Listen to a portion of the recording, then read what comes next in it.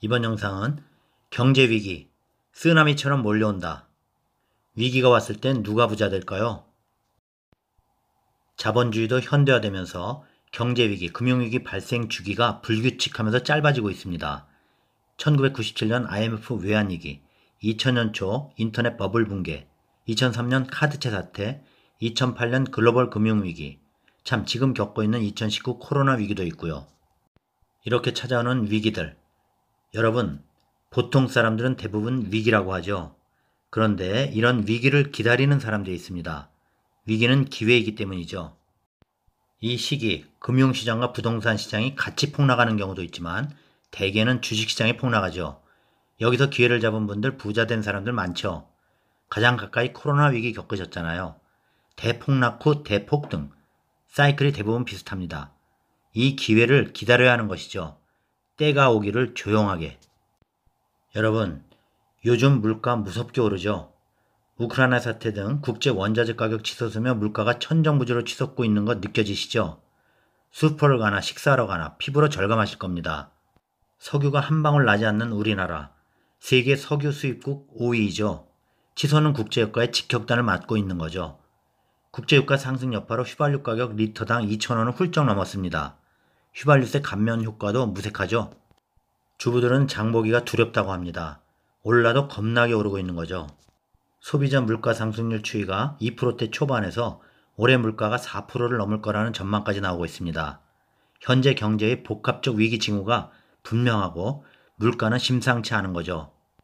치솟는 환율도 큰 문제죠. 2년 만에 오르는 달러당 1272원을 돌파했습니다. 치솟는 환율로 수입 가격이 오르니 국내 물가를 끌어올리고 있죠. 경제 성장은 여러 가지로 발목이 잡혔습니다. 미국의 금리 인상으로 외국인 투자자가 썰물같이 빠져나가지 않기 위해서 우리도 울며 겨자 먹기식으로 금리를 인상해야 하고 또 고물가 잡으려는 정책 수단의 금리 인상인데 크게 늘어난 가계 부채 규모를 고려하면 기준금리 인상이 가계와 가계 소비에 부담으로 작용하고 경기에 악영향을 줄 수 있습니다. 지속적인 기준금리 인상이 부담으로 작용할 수 있기에 이러지도 저러지도 못하는 상황입니다. 가계부채가 시한폭탄이 될 수도 있는 겁니다. 뛰는 물가를 잡으려는 금리 인상이 소비까지 위축시키고 있는 거죠. 지난해 말에 정부가 3.1%로 예측한 금년 경제 성장률은 2%대로 떨어질 것 같습니다. 무역수지 적자에다 기업 투자는 주춤하고 물가는 오르고 소비, 투자, 고용, 연쇄적인 위축이 우려되고 있는 상황입니다. 여기에 우크라이나 사태에서 러시아가 핵까지 사용하겠다 하니 더욱 악화될 상황에 처해 있는 거죠. 경기는 나빠지고 이런 경제위기, 위기의 큰 파도가 쓰나미처럼 다가오고 있는 겁니다. 현실로. 이 큰 위기에서 어떻게 해야 할까요? 1997년 외환위기, 2008년 글로벌 금융위기, 여러분 많이 겪으셨죠? 저도 이 시기에 은행과 종합연구소 선임연구원을 근무했기에 뚜렷이 기억하죠. 결론은 경험 없으면 대처하기가 어렵다는 것입니다. 당시 외환위기 시작되고 금리 치솟았죠. 은행 예금금리가 20%대로 놀라운 경험이었죠. 달러 환율도 2,000원까지 치솟았고 주식과 부동산은 반토막. 이후 주식가격 폭등하면서 이어 부동산 가격이 폭등하였죠. 이 위기에서 부자 된 사람 보셨잖아요. 그런데 아주 일부라는 것이죠. 자, 그럼 이런 위기에서 부자가 되기 위해 무엇을 해야 할까요? 첫 번째, 실탄을 확보하라. 수중에 돈이 없다면 아무것도 할 수 없죠. 정말 위기의 기회가 왔을 때 들어갈 자금을 확보하고 있어야 하는 거죠. 평소 은행계좌, 주식계좌에 현금 잔고를 보유하고 있어야 합니다. 코로나 시기를 겪었기에 많은 분들 주식계좌 신규 오픈했죠. 그런데 뒤늦게 따라 들어와서 물린 거죠. 미리 준비된 자금 있으셨던 분은 초기에 들어가서 큰 수익 챙기신 분들 있으실 겁니다. 10년 만의 기회에 또 한 번 베팅을 한 거죠. 코로나 기회에 실패했다면 기회가 오고 있는 거죠. 두 번째, 부동산, 눈여겨 봐둬라.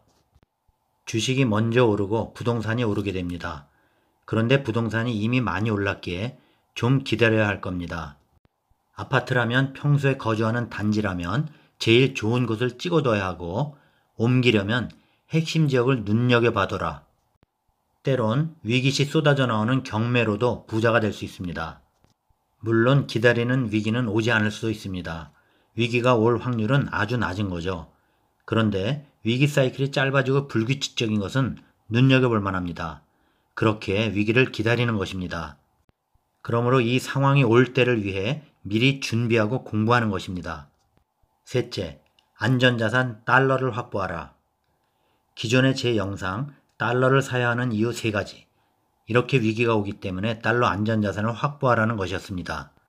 요지는 달러당 1,100원 전후에서 꾸준하게 장기적으로 매입해 두면 엑시트할 큰 기회를 준다는 것입니다. 자, 여러분, 아무것도 하지 않으면 아무것도 일어나지 않는다는 말이 있죠. 이것은 무슨 의미일까요? 위기에 부자가 될 수 없다는 얘기죠. 이처럼 가끔 오는 위기, 닥친 대형 위기라도 반드시 지나간다는 것 명심하시기 바랍니다. 바로 가까이 3년 전 코로나 위기 경험하셨잖아요. 못 겪으신 분도 겪으신 분도 한번 잘 생각해 보시기 바랍니다. 위기는 곧바로 폭발적인 상승 국면으로 전환된다는 사실. 여기까지입니다. 경제 위기가 쓰나미처럼 몰려온다. 위기가 왔을 땐 누가 부자가 될까요? 도움되셨나요? 구독, 좋아요 부탁드립니다. 다음 영상까지 안녕히 계십시오.